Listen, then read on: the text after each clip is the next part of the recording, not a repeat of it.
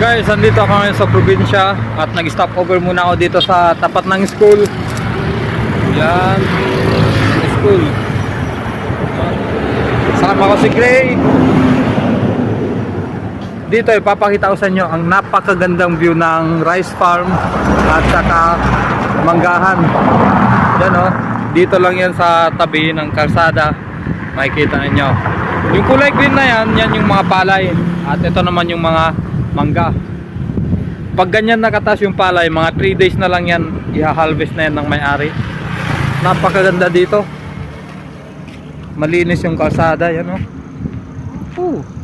Diba? Tapos dun naman sa kabila. Yan. Pauwi na ako ng bahay ngayon. Hinatid ko lang yung pamangkin ko sa school kasi may practice daw sila ngayon. Si Angel May.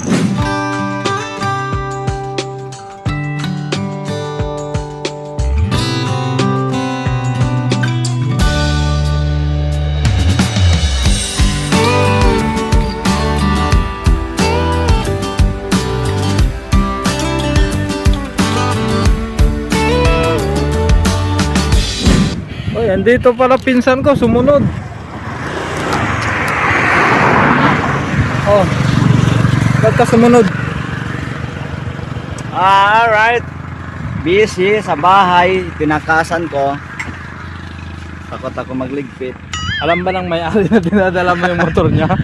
Ayan guys, ubusin natin ng gasolina, libre to. Wala akong gagastusin. Pagkakataon ko na to, lubos-lubusin ko na hanggat nandito sila. Tumira sa baluarte namin. Yan. Ayan, kakagising ko sa sobrang excited na mag-practice, mag-motor.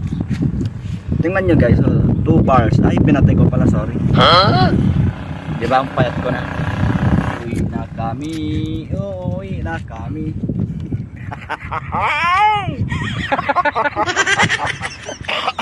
Ayan, sabo pa.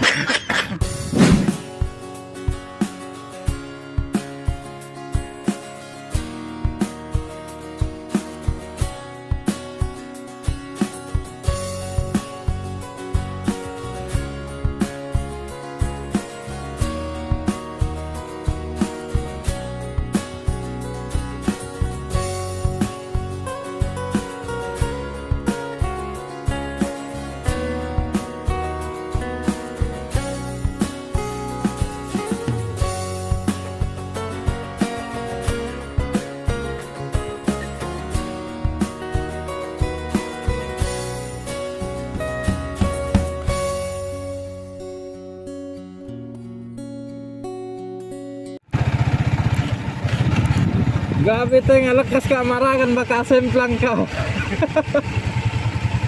Naranasan mo masemplang? Hindi pa. O baka ngayon pa lang. Daan-daan lang. Ikaw na. Ikaw na mauna. Grabe, di makahabol yung sniper sa'yo ha. Walang lubak-lubak sa kanya dire-diretso lang. Ganun talaga pagka bagong driver. Mabilis tayo magpatakbo.